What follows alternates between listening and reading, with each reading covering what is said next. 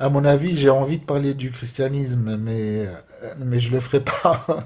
Parce que le thème, donc, c'est le judaïsme, hein, c'est pas le christianisme.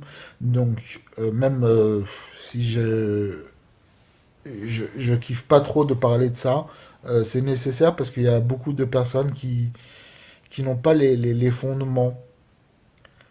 Ils se posent des questions sur qu'est-ce que être juif, ils comprennent pas. Par exemple, être juif, c'est pas croire en la Torah. Tu peux croire en la Torah, c'est-à-dire à toute l'histoire qui est racontée dans la Torah, le peuple juif, tout ça. Merci, Pic. Bonne journée à toi. Je republierai sur YouTube si tu veux.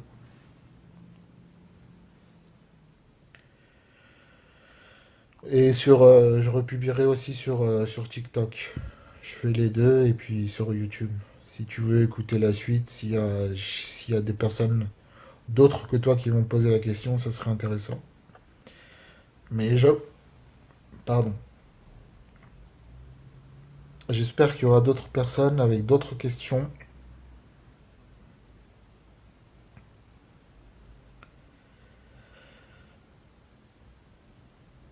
Donc oui, on peut être croyant, on peut croire au judaïsme et ne pas être juif. Ce n'est pas comme les musulmans ou les chrétiens.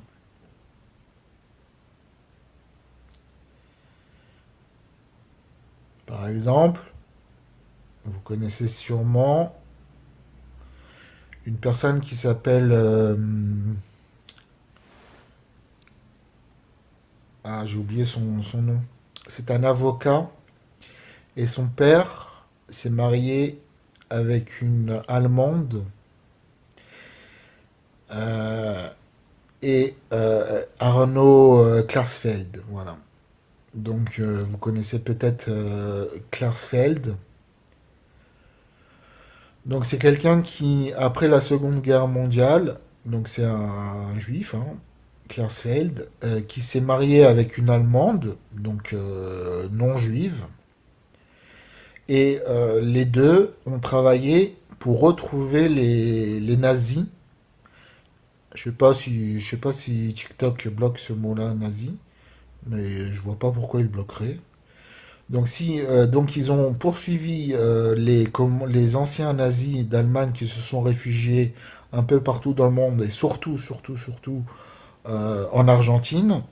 Donc Klarsfeld, c'était un avocat. Non, je sais pas si c'était non, c'était pas un avocat, mais c'était une personne lambda, une personne qui a consacré sa vie avec sa femme. Donc sa femme était aussi chrétienne, elle était très impliquée. Donc les deux ont déterré des nazis en Argentine et un peu partout dans le monde. Il y a des nazis célèbres qui ont été retrouvés par Glasfeld. Donc Arno Glasfeld est le fils de cet homme-là et de cette Allemande-là, de cette femme-là, qui était non juive, qui était chrétienne. Donc Arno Klarsfeld, lui, il n'est pas juif. Seul son père est juif. Par contre, lui, il croit au judaïsme, mais il n'est pas juif. Voilà.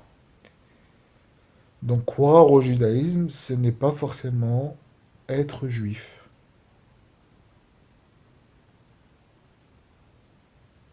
Ce n'est pas une histoire de croyance, le judaïsme. C'est une question d'identité.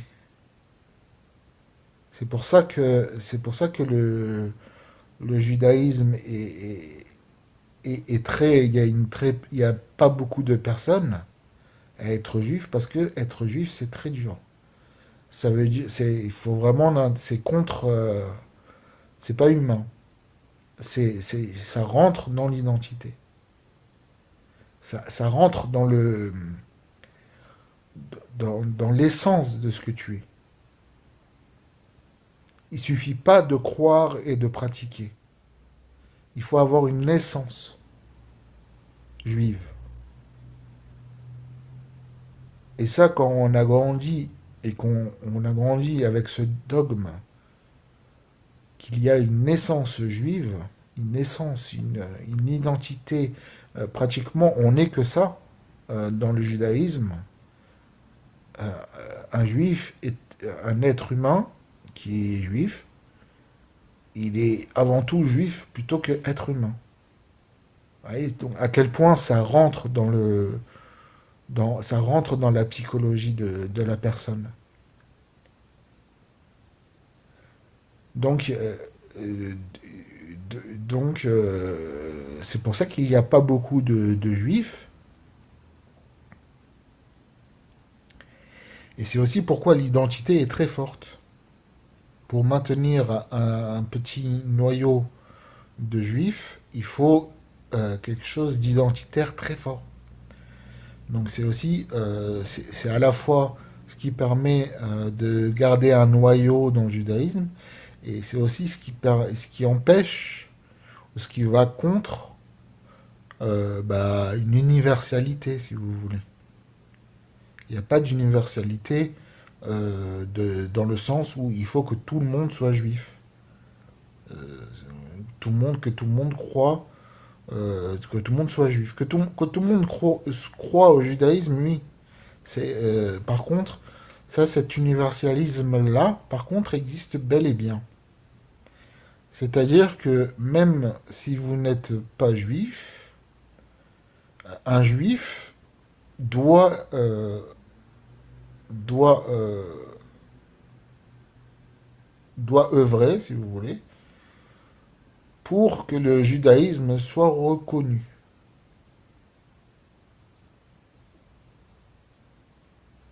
Autant qu'il peut, hein. S'il n'est pas reconnu, tout du moins que les principes du judaïsme soient respectés chez les non-juifs. Même s'ils n'y croient pas, les juifs n'œuvrent pas pour que les gens y croient. Il n'y a même pas de prosélytisme à ce niveau-là, mais ils essayent d'œuvrer pour que les peuples non-juifs suivent à peu près les recommandations de la Torah, comme les 10 lois noachides. Tu ne tueras point, tu aimeras il n'y a qu'un seul Dieu, tu ne prononceras pas le nom de Dieu en vain, tu respecteras tes parents, tu pratiqueras Shabbat, tu ne donneras pas de mauvais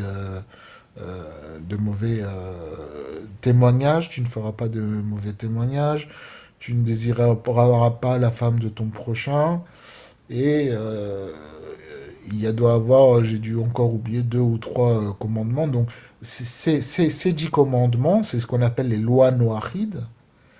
Euh, le but des juifs, c'est qu'elles soient universelles.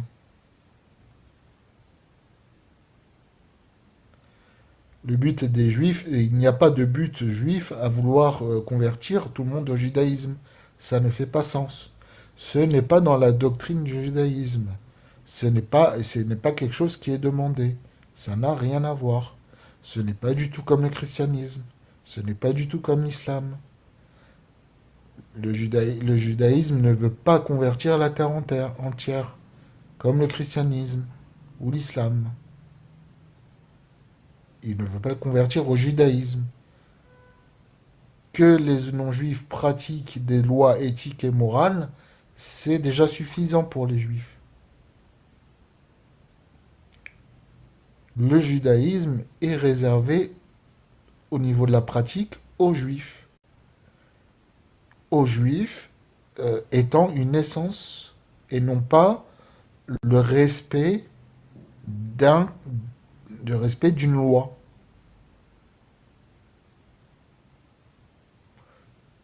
Vous voyez, au départ, Pic l'hérétique a parlé par réflexe par rapport à sa religion qui est les cathares, tout ça. Il a parlé d'application de la loi. Mais chez les juifs, l'application de la loi, c'est pas le fondement. Le fondement chez les juifs, c'est l'identité juive, de l'être du juif, qui est différent des autres, des non-juifs. Dans quel sens il est différent? Dans le sens, au niveau, ça se joue. Alors là, on aborde des questions qui sont plutôt abordées quand on se convertit et plutôt abordées euh, quand on aborde des questions de fond quand on se convertit. Euh, je pense que les convertis passent tous par là, par cette connaissance-là. Donc, c'est pas une connaissance qui est très ésotérique, mais ça va quand même chercher un peu dans la Kabbale. D'accord? Donc, il y a aussi la Kabbale.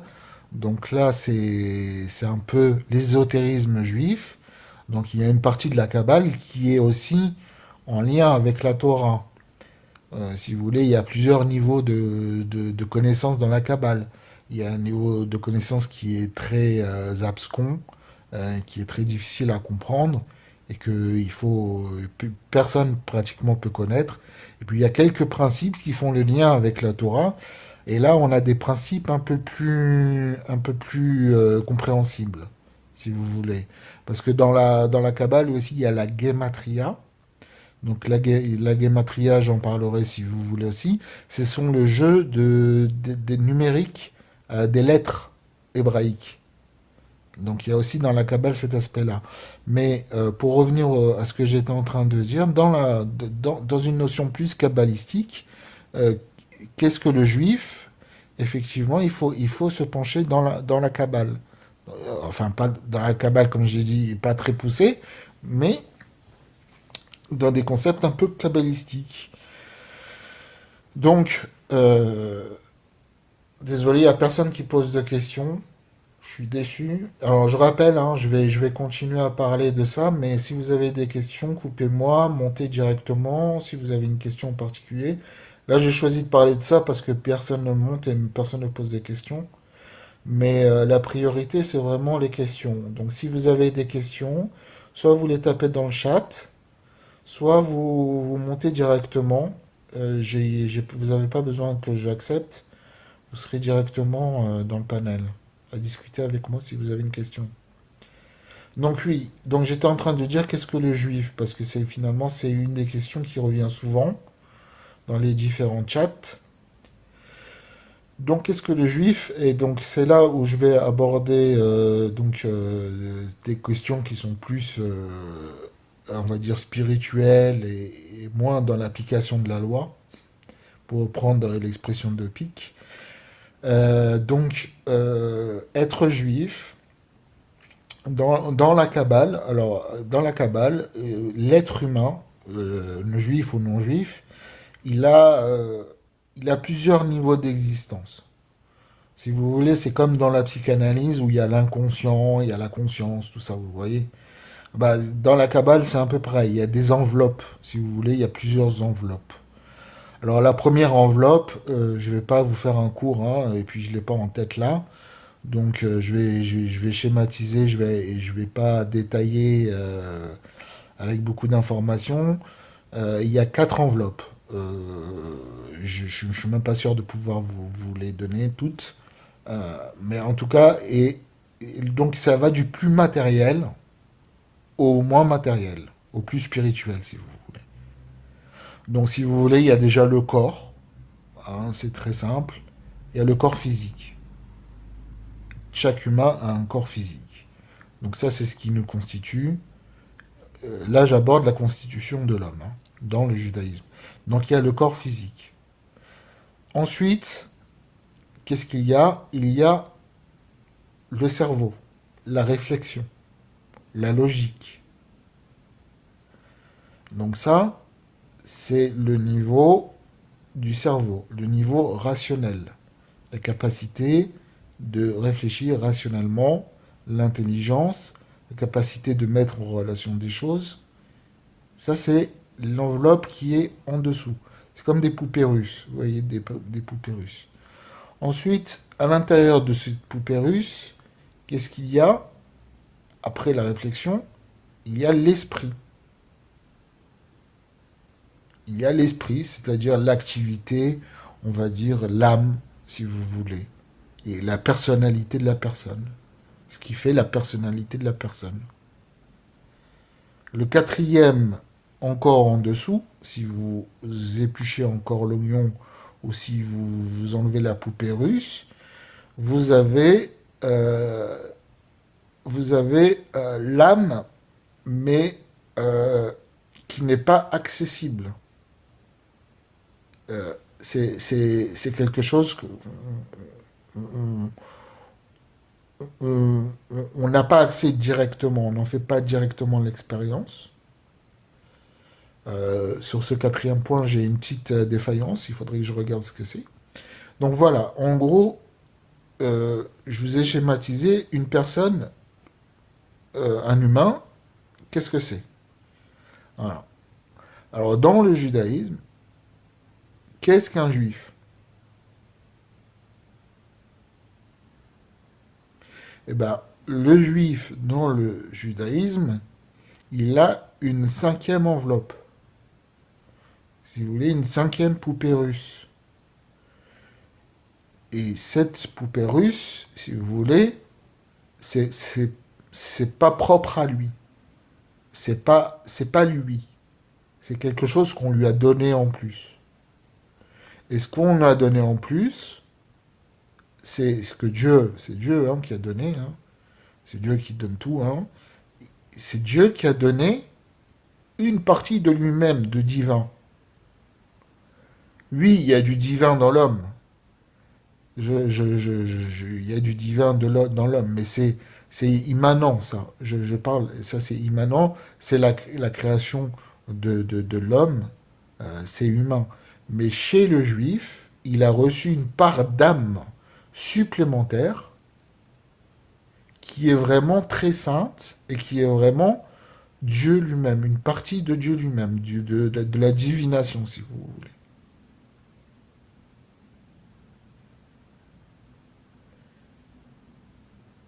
Et c'est ça, dans le judaïsme, c'est ça, enfin, c'est ce qu'est être juif, c'est ça.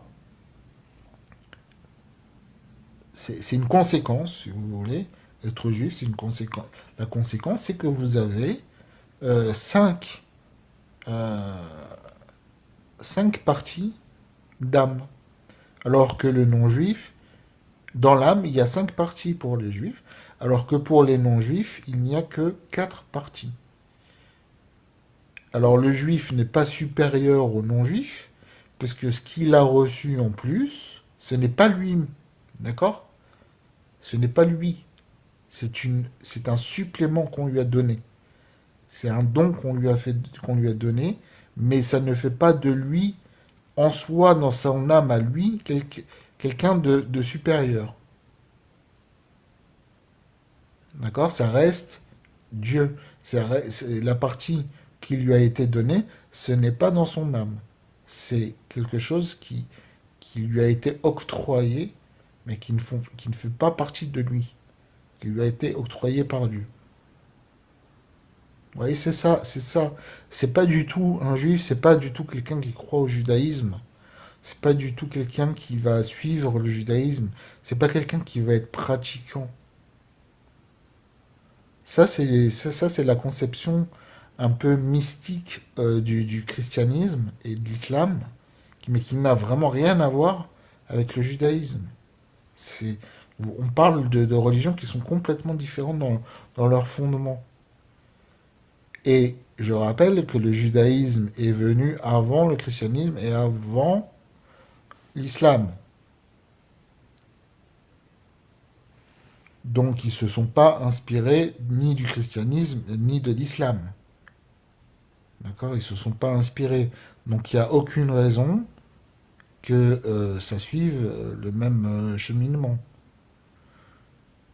Par contre, les chrétiens et les musulmans auraient pu reprendre euh, le judaïsme, mais ils ne l'ont pas fait sur cet aspect de d'âme ou de juif euh, qui est différent des autres personnes. Si vous voulez, dans l'islam ou dans le christianisme, il n'y a pas de différence entre les humains au niveau de l'âme. L'âme est la même. il y a des âmes qui sont plus ou moins ceci, plus ou moins cela, mais la forme, la typologie des âmes est tous la même. Chez les chrétiens, les musulmans, d'accord, c'est tous la même. Pas chez les juifs. Pas chez les juifs. Chez les juifs, les typologies d'âmes ne sont pas les mêmes. Donc le christianisme et l'islam n'ont pas repris ça. N'ont pas repris cette spécificité du judaïsme.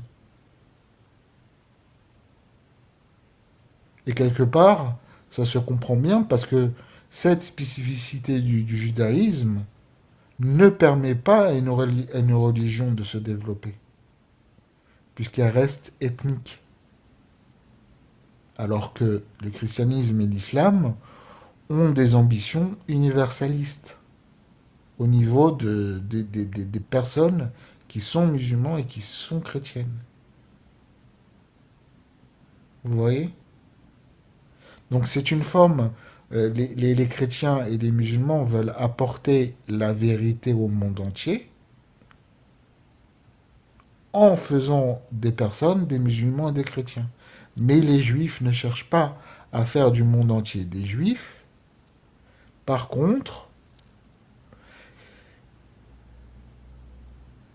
les juifs veulent transmettre les valeurs de la Torah au monde entier.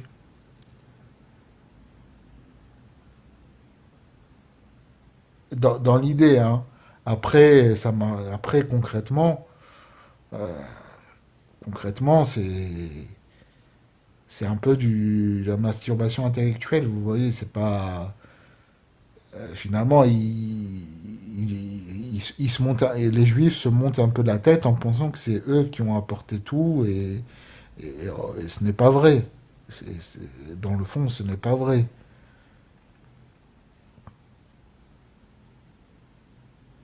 Mais c'est, si vous voulez, c'est le dogme, c'est l'impulsion, c'est la foi juive, ça. Voilà.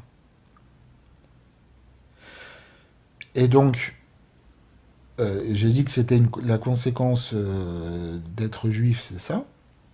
Et alors, qui, quelles personnes reçoivent ce supplément d'âme, hein, cette cinquième partie qui s'appelle la Yérida, cette cinquième partie d'âme qui est divine, qui est donnée aux juifs euh, exclusivement, comment Dieu donne?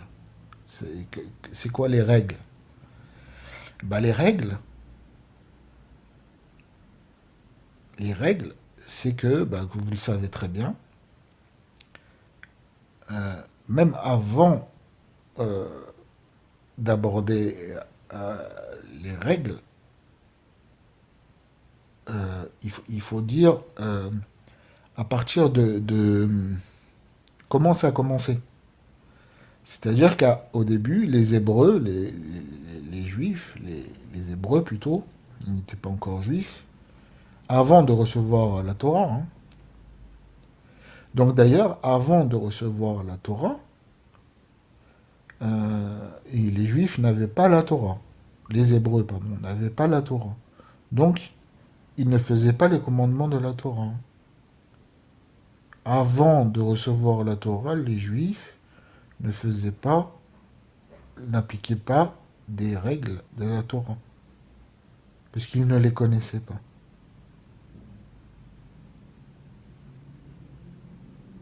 C'est pour ça que souvent les gens disent ouais mais Abraham il avait par exemple quatre femmes ou je sais pas trois femmes et or dans la Torah c'est interdit. Ouais mais à l'époque ils ne savaient pas Abraham il n'avait pas la Torah donc vous voyez bon ça c'est un détail c'est une parenthèse et je reviens à comment ça a commencé.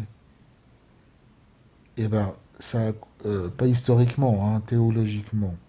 Théologiquement, quand est-ce que les Juifs ont commencé à être Juifs? Parce qu'avant, c'est au moment de recevoir la Torah, justement, par Moïse. C'est à ce moment-là que les Juifs ont reçu euh, la Torah. Ils ont reçu la Torah et ils ont reçu la cinquième partie d'âme, la Yérida. D'accord? Ça s'est passé quand ils ont reçu la Torah. Et en gros, dans le judaïsme, les juifs, les hébreux, pardon, sont devenus juifs, mais les hébreux n'avaient pas la Torah, n'étaient pas le peuple de Dieu. N'étaient pas le peuple de Dieu, c'est-à-dire ils n'étaient pas le peuple de Dieu, tout simplement. Et donc, vous connaissez l'histoire de, de Moïse et de la période d'esclavage qu'il y a eu en Égypte, etc., etc. Et cetera. Et Moïse a fait sortir le peuple hébreu de l'esclavage. Il les a sortis d'Égypte, il les a fait revenir, et puis il a reçu la Torah, et il a dit aux anciens esclaves qui étaient en Égypte, donc les Hébreux, et qui étaient à peu près 600 000, hein, je sais ce que disent les chiffres, hein, c'est pas moi qui le... C'est pas une source historique, hein, c'est sûrement... je n'y crois pas d'ailleurs, et vous avez le droit de pas y croire, c'est pas ça la question, c'est juste, je vous explique ce que les juifs croient. Donc il y avait qu'il y a dans leurs croyances. Donc il y avait 600 000 juifs, donc ils ont Moïse est venu avec les tables de la loi. Il y a eu le veau d'or pendant les 40 000, 40 jours que Moïse a reçu la Torah et a écrit la Torah. Pendant ce temps-là, il y a eu le veau d'or. Donc Moïse a cassé les tables de la loi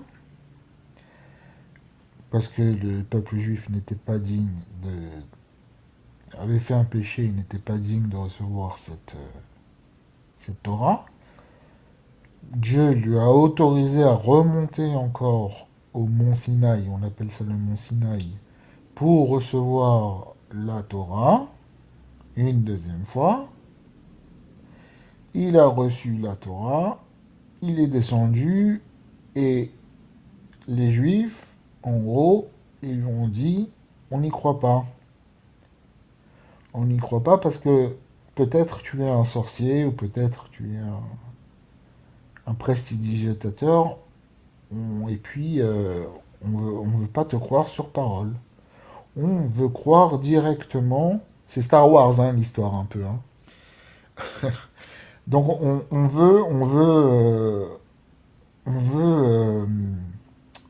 Oui, tu nous dis que c'est Dieu qui t'a donné ces règles, tout ça. Nous, si on s'engage euh, dans cette voie-là, on veut pas s'engager à la légère. On veut être sûr de ce que, en gros, que ce que tu nous dis c'est vrai. On veut voir Dieu directement. Et Dieu s'est effectivement dévoilé à chacun, chacune des personnes. Je l'ai déjà dit, mais je le redis. Je sais plus où je l'ai dit.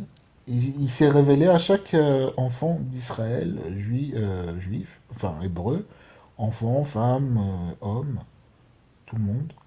Il, a- il s'est il s'est dévoilé à eux, il s'est montré à eux.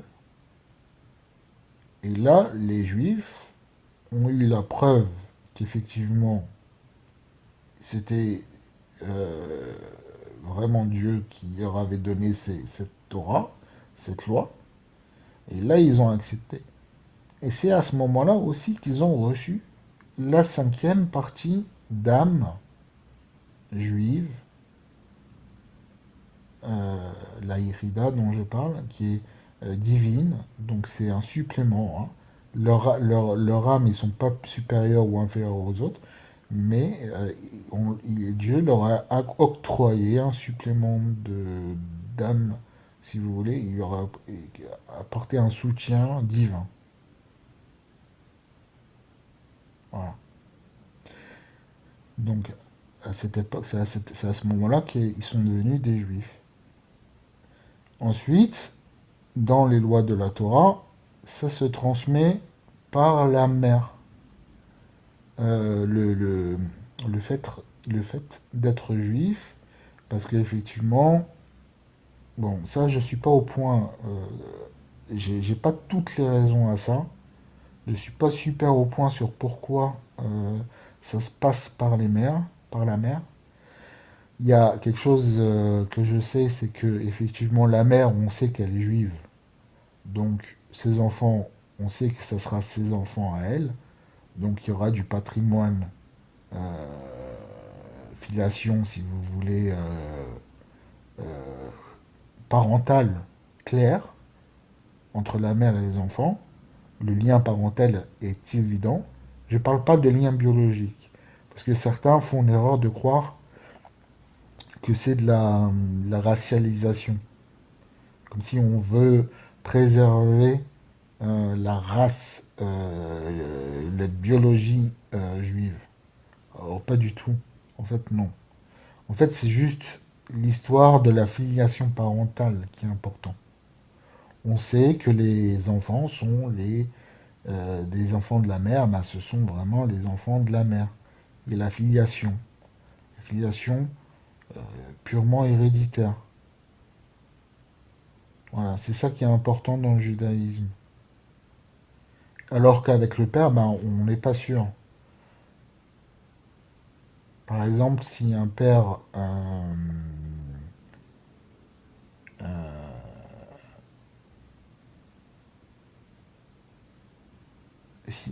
si un père, comment dire,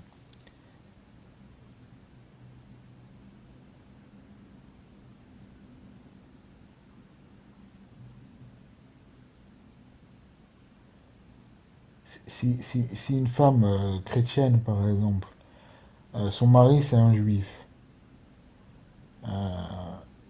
d'accord, donc son mari c'est un juif, donc elle tombe enceinte. Bah, on ne sait pas si c'est le père vraiment, d'accord? On sait que ça peut être une autre personne, ça peut être un non-juif. Donc en gros, l'enfant, il sera pas au père. L'enfant, il sera pas au père, il sera à la mère. Et comme la mère est non juive, bah, elle pourra pas transmettre le judaïsme à son enfant. Voilà.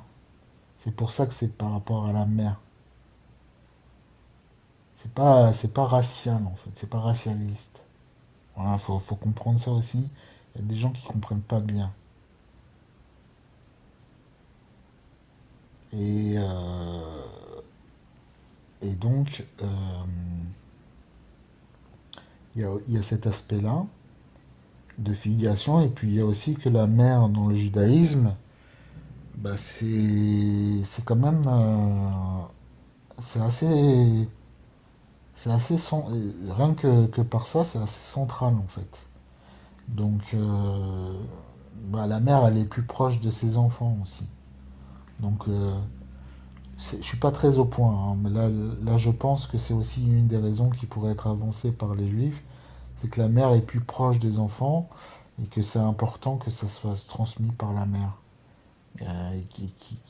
Dans le judaïsme, les femmes sont un peu plus proches de Dieu que les hommes. Elles sont considérées comme un peu plus proches de Dieu de par leur sensibilité, etc.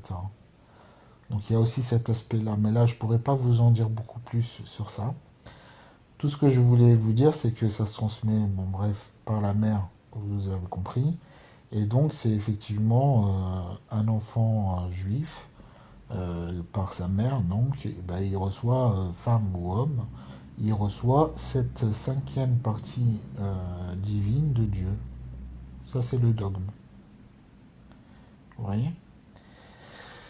Et donc, ça c'est une chose. Maintenant, comment justifier, comment justifier que on peut se convertir au judaïsme? Puisque, par exemple, si un Suédois veut se convertir au judaïsme, c'est possible. Pourtant, il n'est pas né d'une mère juive. Comment c'est possible? Allez, je vous donne, celui qui me donne la réponse, je lui offre 5 euros. Il y a quelqu'un qui peut me dire pourquoi un Suédois qui n'a pas de mère juive peut devenir juif? Comment c'est possible?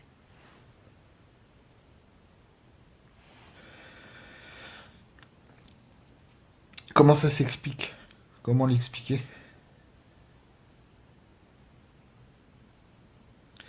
Bon, bah alors je vais vous expliquer. il devient alors, comment expliquer qu'il puisse devenir juif? Parce qu'on a dit que le judaïsme, le but, c'est pas de répandre le judaïsme dans le monde. Donc s'il devient juif, c'est pas pour répondre à un universalisme. Non. S'il veut devenir juif, c'est avant tout pour recevoir cette cinquième partie d'âme. C'est parce qu'il veut, et il veut s'inscrire dans le peuple juif,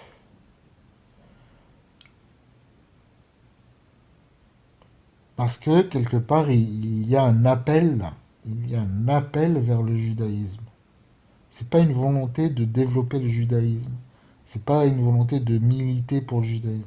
C'est pour ça que la conversion est compliquée, elle est difficile. C'est parce qu'il faut que la personne, pas seulement ait des connaissances sur des connaissances académiques sur qu'est-ce qu'il faut manger, qu'est-ce qu'il ne faut pas manger, etc., etc. L'application de la loi, comme Pic l'hérétique l'a mentionné, qui est une notion plutôt chrétienne et musulmane. Non, c'est pas ça dans le judaïsme. Un converti, il pourra se convertir si il veut supporter le poids de recevoir la cinquième partie d'âme des juifs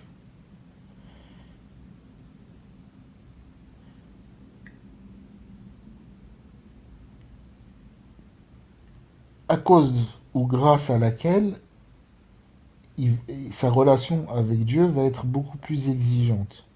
Elle va être beaucoup plus engagée. Et donc, c'est comme ça qu'on devient juif. C'est quand on veut rentrer dans le business. Pas dans le business, mais on veut rentrer dans la, dans le paradigme. Le paradigme spirituel. Le paradigme euh, de paradigme de, de la création de l'homme et de la création de Dieu, selon les juifs. Vous voyez?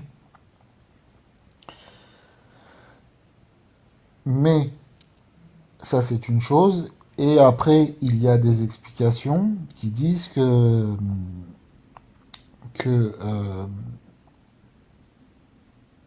qu'il y a des âmes juives, d'accord, qui ont été répandues dans tout le monde, donc à la surface de la terre, enfin partout dans le monde.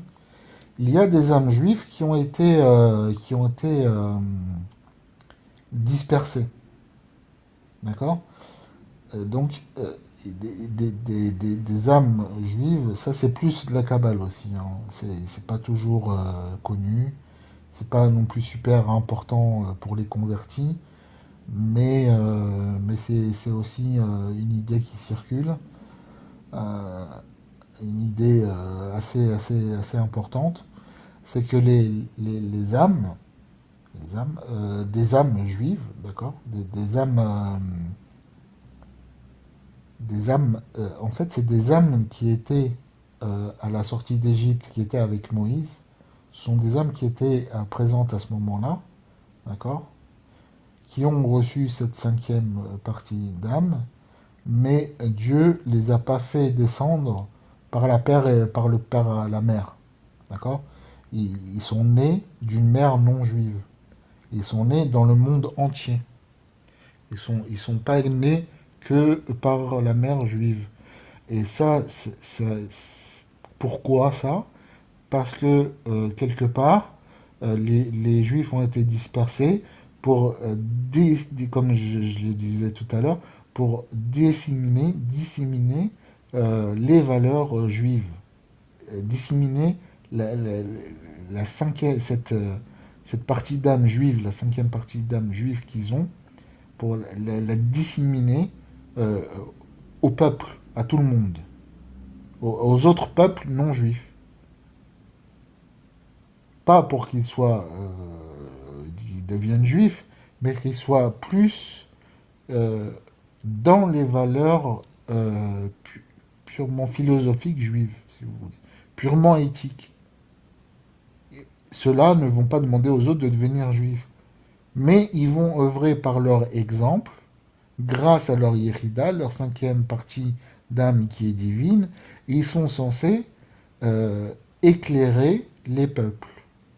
C'est pour ça qu'il peut avoir une personne juive qui n'est pas née d'une mère juive, par exemple la mère elle est suédoise, d'accord, bah, il va sentir un rapprochement avec le judaïsme, il va ressentir une proximité, il va sentir quelque chose. Et à ce moment-là, il va avoir envie de se convertir. À ce moment-là, il va aller voir des rabbins. À ce moment-là, les rabbins vont lui expliquer ce que c'est le judaïsme. Ils vont lui expliquer les tenants, les aboutissants. Si il est, on va lui expliquer quelles sont les exigences. Pratiquer Shabbat, ne pas manger cachère, se marier avec des juifs, faire les fêtes, c'est très, très, très, très, très contraignant le judaïsme, hein. C'est pour ça que. Mais si il accepte tout ça et il continue à vouloir être juif, si ça le branche toujours, à ce moment-là, au bout d'un certain temps, il va être mis à l'épreuve par les rabbins. C'est pas forcément super long, hein.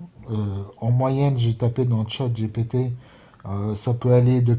Parce qu'en fait, les gens, quand ils arrivent dans le judaïsme, ils se sont déjà bien renseignés en général, si vous voulez.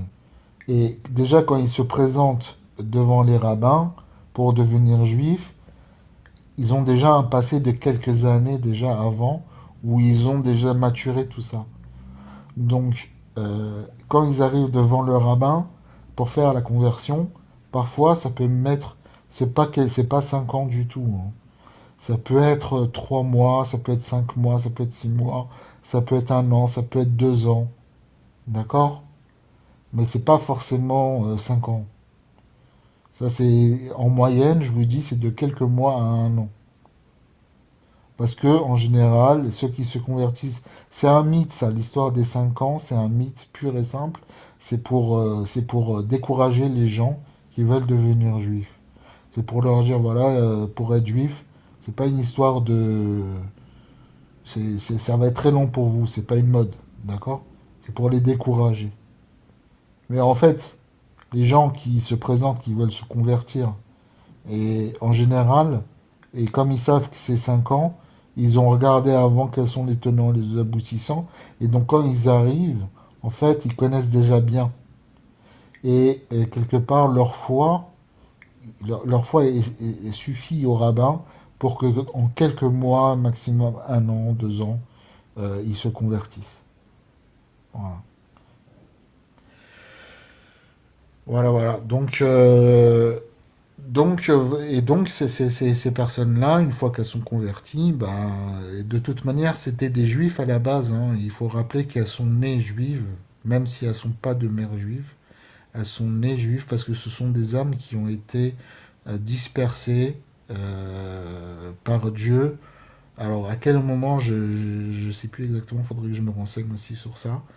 Euh, mais voilà, c'est ça l'explication pourquoi et comment on peut se convertir au judaïsme.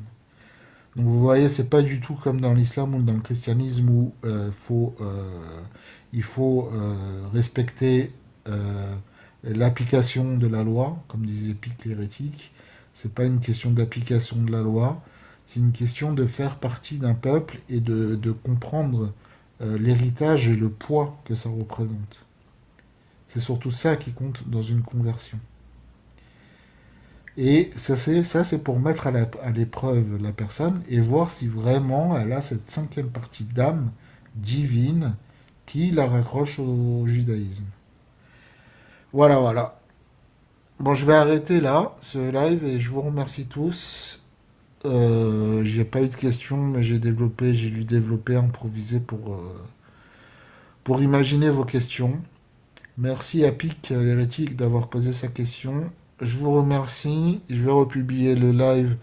Donc pour rappel, je republie le live sur YouTube et sur TikTok.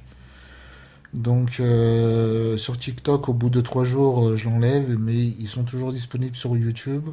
Abonnez-vous s'il vous plaît à mon YouTube parce que j'ai pas beaucoup d'abonnés et ça sera si vous voulez voir les anciens lives, tout ça, ils sont disponibles que là-bas. Donc abonnez-vous à mon YouTube. Voilà, je vous remercie. Merci à tout le monde. Bonne journée. J'espère que ça vous a appris certaines choses. Bonne journée à tous. Alors moi, je précise que je ne crois pas en tout ça, hein. Je ne crois pas en tout ça. Mais j'expliquerai pourquoi peut-être une prochaine fois. Pourquoi moi, personnellement, je n'y crois pas. Mais ce n'est pas un prêche, hein. Tout ça, c'est des... ce sont des mensonges. Voilà, je vous le dis. Maintenant, il n'empêche que la culture juive et la pensée philosophique juive euh, reste intéressante. Voilà. Enfin, reste de manière relative. Elle reste intéressante par rapport à, pas dans l'absolu, c'est-à-dire je ne suis pas dans l'essentialisme dans l'absolu, mais sur certains points, c'est intéressant, surtout en fait par rapport aux autres religions. Mais ça, j'y reviendrai plus tard. Voilà. Je vous remercie. Au revoir à tout le monde. Bonne journée.